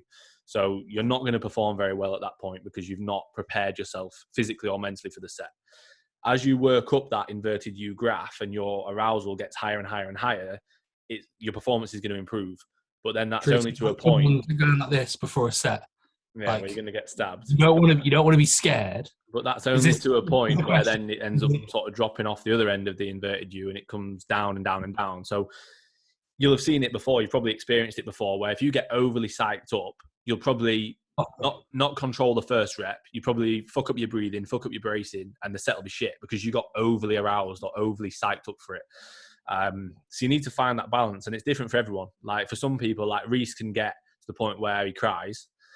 I don't get to that point because I know that if I get to that point, I'll probably fuck the set, especially on movements that I'm not as good more at, technically driven. So like a good example of this would be I can get absolutely all the way there before a squat because I know that I'm not going to fuck it up, but you can't. And then vice versa for a hinge, I can't because I know that I can let that easily fuck up, whereas you won't. So it depends on the individual and their strengths and weaknesses. So like I can go in before like a true squat or a hack squat, and I could literally be like crying or screaming, and I know that I'll perform well. If I did that on a deadlift, I can almost guarantee that I'd fuck up the first rep. I've got to be quite calm and almost more confident and collective on like a deadlift for me. So yeah, depends on the individual, depends on what your strengths and weaknesses are. Just think of it as that inverted U and try and find like the peak of that for you as an individual. That's a good question though. Sound lovely. We've got Woody's fitness. You know Woody. Just kicked my lecture in joy. The pod is back. What a question that. That was not a question. He messaged me. He messaged saying, "Sue!" Like, you know, when I put the podcast on, I was like, "Class! What a guy!" Hopefully, you're doing well, Woody. Right. I got a few questions, and we're just talking about me. Do you think you'll always compete in men's physique? Plan to go classic? That was two different questions. We'll see. If I'm honest, we actually had a chat about this a few weeks, about maybe a month ago or 2 months ago. I reckon it'll probably be like maybe it'll be men's physique pro. That'll be the plan, and then we'll see if I'm big enough. I quite like to do classic later on down the line. I feel like shape-wise, classics I'd be good. I'd need a hell of a lot more quad, a lot more lower half in general. But I definitely think the shape's there. But at the same time, I like the posing in physique, especially at the higher level. I like the physique kind of flow, how you look. You don't have to be super aggressive with, let's say, like protocols as such. The demands are slightly less. So, yeah, I think physique is probably the one that I'll stick to for the short while. And then, I say short while, for the next couple of years. And then you never know. Like, I think I could do quite well in classic, like just judging off the size of people and such. I think it wouldn't be a bad shout. I just need more muscle on my quads. My legs aren't bad at all, but I need more muscle on my quads. So, yeah. What do you reckon, mate? Like, do you reckon that's pretty much sound like? Yeah, I think that's something that's like, if you're not broke, don't fix it. You know what a lot of people do now. Yeah. Sort of get their way in through physique, which I don't think is a bad idea. But I think you are well suited to physique, to be honest. So I would stick in physique for as long as you can, really. Yeah. I don't think there's any reason you couldn't get to quite a high level in physique, and then once you're at that high level, rather than rushing into classic, you know what I mean? I think it's quite easy for people to rush into classic because they think they're not suited to physique, which is fine. But I think you are suited to physique. I think it's one of them where, like, for example, it would be where if I couldn't get to like the Olympia stage physique and I'd say, right, well, now I'll dabble in classic. You know what I mean? That would be the only thing, because I don't think, like, for example, I have no doubts in my mind that I'm not like, I'll go pro in physique. You know? Yeah, but I'd almost argue, if you're not going to get to the Olympia in physique, are you going to get to the Olympia in classic? Yeah. You know what I mean? Especially that it's getting more and more popular as well. Yeah. Oh, everyone's a fucking classic bodybuilder nowadays. You know? I am, mate, now. I did a vacuum the other day. So I think did I'm you? classic. Yeah. Fair enough. Right. That's it. I've got a few more, but have you got any that you want to go for, mate, quickly? Let's just smash through them. So Aaron asked, Aaron at AB Sports Therapy, he's a good lad, our sports therapist. What a guy. Couldn't have won without him. Hope you're good.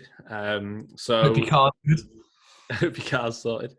So yeah, he asked us what he spoke about the other day. Would you rather train in a gym with the best kit, but no environment, no music, shit atmosphere, or would you train in a gym with shit equipment but good environment, good atmosphere, good music? It would depend. I'd want to try both and see. Some of my favourite sessions was just training at mine. Like, I guess it's the thought of it. The actual application, we get pissed off because you're moving stuff around. Exercises feel a bit shit. But like some of those Saturday sessions where we'd have an off-plan meal afterwards, we'd go in, we'd get into the gym at 3, we'd be in there till 8. We just literally do compound movements for upper. It was literally like 2 presses, 2 pulls, fucking ridiculous demands of movements, like chest supported T-bar row, high incline, low incline. Like I'm pressing 160, 140, 120 kilos, pulling 150 kilos, doing a chest supported cable row, like doing movements that fucking like, and then weighted pull-ups with, and stuff like that. Like and that's with literally a shitty cable, a barbell, an adjustable bench, a rack, and a leg press and a hack squat. Like some of those sessions I look back on and I'm like, yeah, they were mint. Like I really enjoyed them. We made the atmosphere. We put our own music on. That's was where the thing, right? It's if you can have our phones. Yeah. We didn't have our phones on, like in the sense of like you didn't even get service. Like I didn't check my WhatsApp. It was literally a sense where the only time we stepped out of the gym was to go for a piss in the garden. That was literally it. And we were in the gym for literally 4 or 5 hours, and we were just getting after it. And then we'd have a lot of food. We would like, I had food at a real high point. You've had your food at a high point for the last like year, you fat twat. And it was one of those where like it was just good. Like that was mint. Additionally, you could then argue, well, mate, you trained at Progress Works the other day, and you were like, oh, like there's a Cybex hack, the Cybex leg extension ham curl, fantastic, but you were like, it was a bit of a meh session. Yeah, you could argue that obviously it's because the heel wedge kind of like there was a few inconsistencies there, but like it's one of them where if the atmosphere's not the best, it can impact it, but you can create that atmosphere. But then the kits, it would have to be one where you'd want to trial it and see.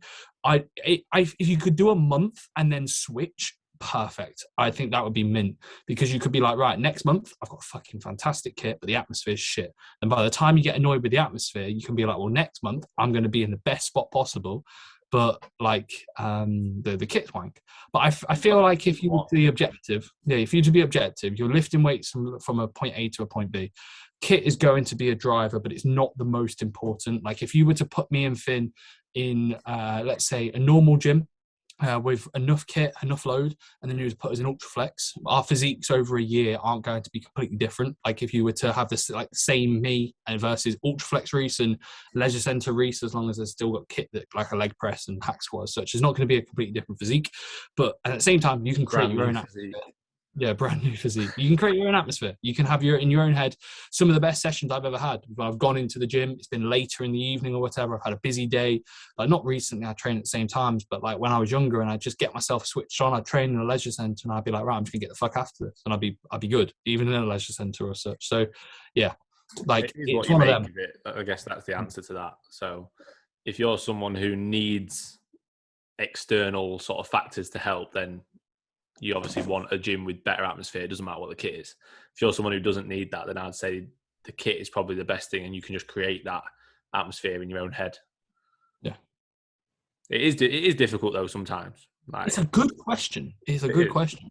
Because if you're in a gym where, like, let's say everybody's like, especially when I worked at Pure Gym, like people talk to you a lot.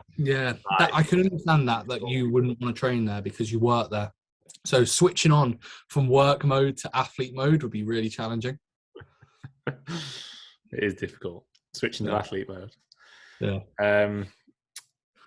King Hennessy Fitness asked about. He said, "Buzzing to have the podcast back." Finn. Do you know who this is? Yeah, it's pass out on lateral raises.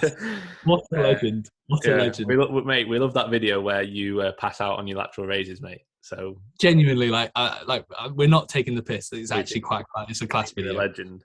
Yeah, like genuinely, we'll get you on the podcast, and if you could pass out doing lateral raises, that's it. You're a permanent host. We'd love it. Basically, we're not going to answer this question, mate, because we're not doing it yet. So he asked about how can we explain about you transitioning back into a gaining phase? We'll cover that when he does. I got asked, what's your next goal for your off-season weight numbers? And by the way, guys, can we stop asking about the off-season? I just can't prepare my mind. I really just need to focus on prep for the next few weeks. Oh my God, I can't. That'll be the plan of action. We'll walk you through like training, nutrition, goals, what I need to bring up. It'll be another hour of Reece talking about himself. It'll be great.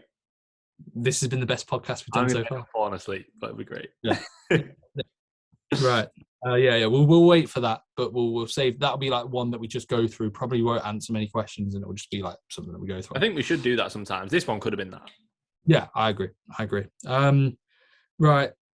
Mate, I don't really want to answer any others. I think like the rest are all like just normal. Like, how excited are you and tonight to play with your swords? Yeah, sound. The only actual action we're going to be getting, that's for sure, with me currently. There's absolutely nothing there. So it's probably good that I've got something that I can sticker with, poker with, that actually is like hard. Because trust me, there's nothing else. That's absolutely poor girl, mate. Jesus. I know. It's been 3 months plus at this point, and it's going. I'm on about trying to sword her. Oh, I was talking about other demands. So it's shocking, man. You know Greg. Greg Steele. Yes. He put, ever need some bit of Scottish character on to just talk and talk, feel free to contact me. So he's basically begging us to get on the podcast, mate.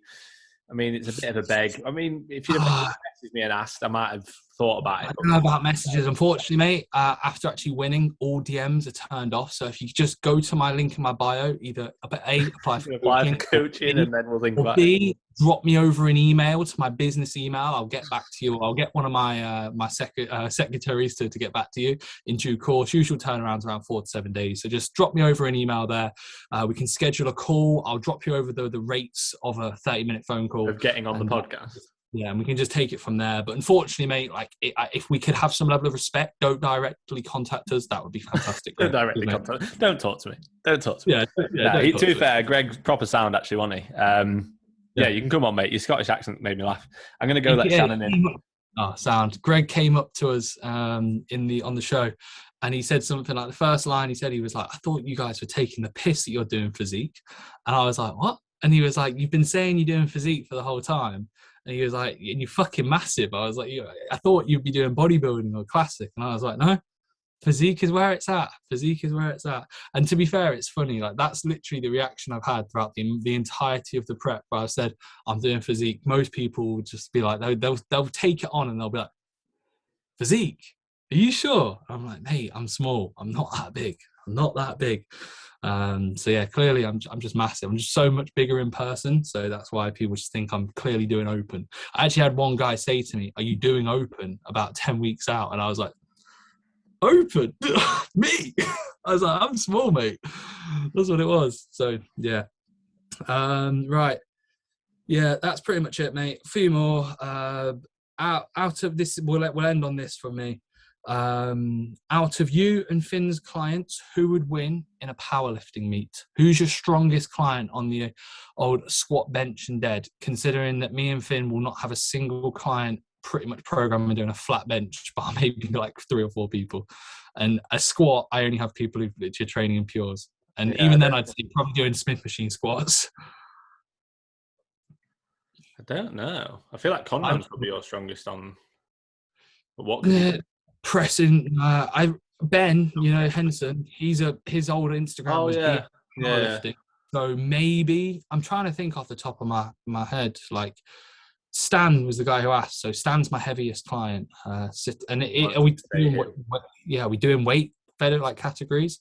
Because I'm trying to think Stan's numbers.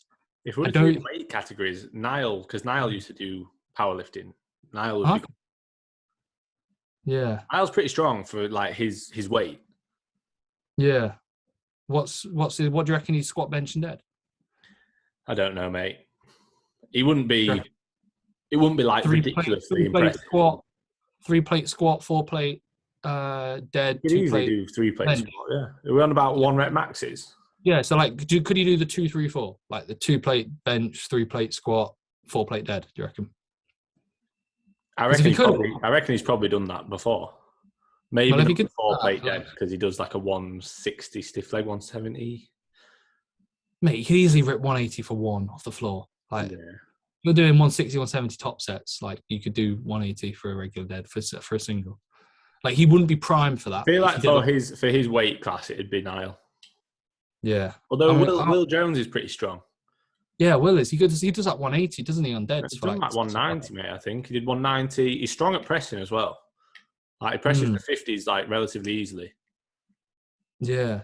Tom Taylor's strong at pressing. That's one. Yeah. Like, Tom's hinging like 190, 200 kilo. And he's a rugby lad. He squats like 3.5 plates on a Smith because, he's got that like rugby kind of strength where like, he just seems to be strong systemically. And then he's pressing the 50s like easily on a dumbbell. To be fair, Slater's pressing is very strong. Yeah, Slater would be. Yeah, Slater would be the strongest presser.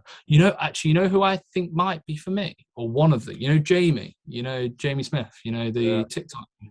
He's TikTok Jamie. Yeah. He flat bench 130 for like a triple. So he's done 140 for a single. So he'd be probably the strongest presser, like him and Slater, I'd say. Yeah. He's squatted, I think, 3 plates for like a set of like 8 or something. Like, I think he squatted 160 for 6. So he's easily doing 4 plates for a single, I'd say. And then deadlifts, he's deadlifted 4 plates easily. Like, I think you've got think of these things. Like, none of it actually matters. You know what I mean? Like, I'd never look at my clients and be like, oh, who's going to be the strongest as a powerlifter? Yeah, I know. It's interesting, isn't it? So some people, you're like, I'm scrolling through my my WhatsApp to try and see. Like, I'm like, oh, I wonder this guy, like, how he's stronger or whatever. But yeah, I think it would be good. That'd be a good one. However, the best would just be myself. I'll start myself up. I'll beat everybody. So even, I don't know about now. I think the thought of trying to unrack like a flat bench, it would snap me in half. On squats, you can't get depth. All of them would be. Mate, I'd get a red light from 100 kilos. Every single one. I'd put 100 kilos on the bar. I'd get a red light. I could squat probably I've squatted 200 kilos for sets before. But like depth wise, it's not great. They just can't up on the squat. Yeah. The only one you'd win at is the deadlift. And the bench. My bench Nah. would be fucking fantastic. No, you can't keep your hips down.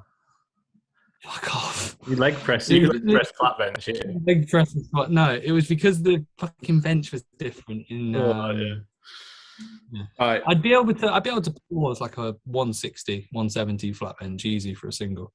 I reckon if I was to be honest, with green lights, I'd be able to deadlift 5 and a bit plates for a single if I was like primed fat. Like I reckon like a 230, 240 for a single.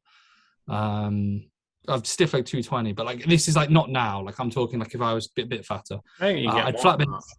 Yeah, maybe a 250, maybe 250, 260. I reckon if I got really aroused, I could pull like a 260 for a single. I just added 20 kilos instantly then. I could do 230. Psyched up for it. 260, I could get psyched up. Flat bench, 160 single, maybe greater. And then a squat, I could do 4 plates, I reckon, for one. Maybe, yeah. It would just. I don't think. Yeah, I think I just wouldn't mechanically be able to get into the position. Like I could literally, if you were to do my squat, I could probably do 220 for a single. Like it would be. Yeah, anyone could, mate. It's 2 inches of motion. Fuck off. Literally, I've never honestly, the people who are listening to this, I used to be like took the piss out of my squat from when I was like 14 onwards. I have in my entire life. I don't think I've ever squatted properly. Like, genuinely, I don't think my barbell squat has ever been good. And I've reset it multiple times. I've worked on it. I tried so hard. It is literally one movement that like a client would come to me in Finn and say, I can't squat. And you'd say, yes, you can. You can squat. Legitimately, I am... Thing is, you can though. Like, if you were to get some squat shoes, or if you were to use a heel wedge, I reckon it would be half decent. Just squat shoes, heel wedge, pause from the bottom, probably. Yeah. I reckon I could. Yeah, I reckon I could. But it would be a 6-month block. It wouldn't make sense with what you can get out of a hack. No, definitely not. Definitely not. Anyway, is that it? You got one to finish? I've got 2 more. Well, actually, I've got one more because Pearson asked us. He put finally about it coming back. And then he put, where do you think Reece needs to improve? So we covered that. Abs, rear delts and front delts and calves, mainly. Yeah. And then Cam Carey asked, if you could coach anyone in the world, who would it be and why? Reece fit. That's what Finn says. You're a fucking nightmare. Yeah. Finn, what am I going to do? I don't know what I'm going to do for my pre-stage meal. I think at the minute, and this will be, I reckon, when I saw that earlier. Like the first name that came to my head was Nick Walker, just because of how he comes across. I feel like. Do you not think like you coach him and you'd be like, mate, I'm not the coach for you. I feel like there's times where you can have like imposter syndrome, and when you first start coaching, you're like, wow, these people are listening to me. Yeah. With Nick, I'd literally be like, right, send me over what you're doing. Send me over everything you're doing. And I'd literally go, yep. I've had that though, and I bet you've had this with clients. I've had it where clients have signed up and they've got some really good body parts, and I literally ask them, what are you doing for X or Y? I'm like, right, we'll keep doing that. I've had people come up and they're like, they've got mint legs, and I'm like, right, what have you been doing? And they send their leg training, and usually it's really good, like full depth, like really good depth on squats and on leg pressing. And they're like, that's kind of all I do. I just do a few. And I'm like, cool, we will do that. We'll add maybe a couple of isolations on top, but we won't change it too much because what you're doing is working. Especially when they've trained for like a year or less and they've got like a really strong body part. But obviously, let's imagine that we have to have someone. Like, I feel like Nick would be good because he just seems to so adherent, militant, he's one of those that like I'm not gonna say I see us in him. That sounds, you could say that's going to be taken out of context massively, but it's the same sort of. He'd be a greater level, I reckon. I think he would be even more where, like, if we were to live with him, it wouldn't be where we'd be like, oh my God, we could be doing far more. But it would be like, oh shit, we're like, this is rare because, like I said, we find it mental how we are like the fact that we're so similar in every aspect of this. And I feel like a lot of people, you listen to like bodybuilding and bollocks, and they're talking all about food and having a cheat meal and telling a coach having a cheat meal, where Nick's like, got up at the exact same minute today, did my cardio at the exact same minute, had this at the exact same minute. And I'm like, shit, that's how I am. Like, you know, like it's very similar. Like there's almost one of them. I think like you have to almost want to do that. Like you have to, it has to be more than just like wanting to win. You have to actually enjoy that. Because like, I enjoy that routine of getting up at the same times and eating at the same time and stuff like that. I like that, rather than, I wouldn't want to be like, oh, I'm going to have this tonight. What do I fancy eating? Like, I wouldn't really want to. I'd much rather just have what I've got planned. You know what I mean? Yeah, but no, he'd be good. Yeah. I almost feel like. Do you want to do a top level guy and then a bottom level, like a guy that we know? Okay. So Nick Walker is a top level guy for me. Yeah, I go the same. Yeah, I don't really think level guy. It's a bit harsh. Think Kelly coach. That's how I'll take. Bottom level, proper bottom level. Yeah, proper bottom level. Perrin's genetics are fantastic. Yeah, Perrin is mint. He'd be mint. I'm trying to think off the top of my mind. Anyone that I'd be like, I'd love to, like, if an application came through, I'd be like, yeah, that's good. You know, that guy that calls himself Mini Sebum, the guy that won the teens in the don't follow him, but yeah. No, I think I follow him. He's called James Hume. He's got very good potential. I think he's like 19. Well, if he's a Mini Sebum. Well, yeah, I'd kind of like just tell him, don't call yourself Mini Sebum, mate. Yeah, that'd be the first check-in. First, don't call yourself Mini Sebum. Check-in number 2. Stop trying to be Sebum. Let's sort yourself out. Be your own person, and then we'd push him on from there. That'd be his priming phase. Stop trying to be Sebum.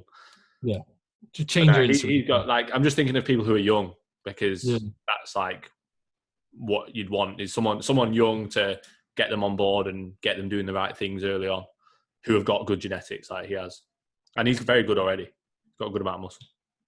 Yeah, but yeah, Perrin would be good.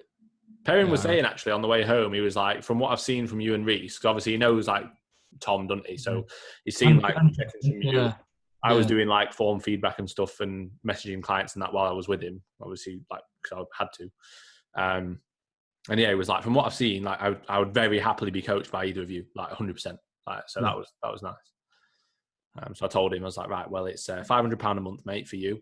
500, mate. I offered him £5 a month. I'll pay him. Literally, I'll pay him. What we'll do is we'll both coach him, and we'll just literally pay him a salary, and we'll just feed him up.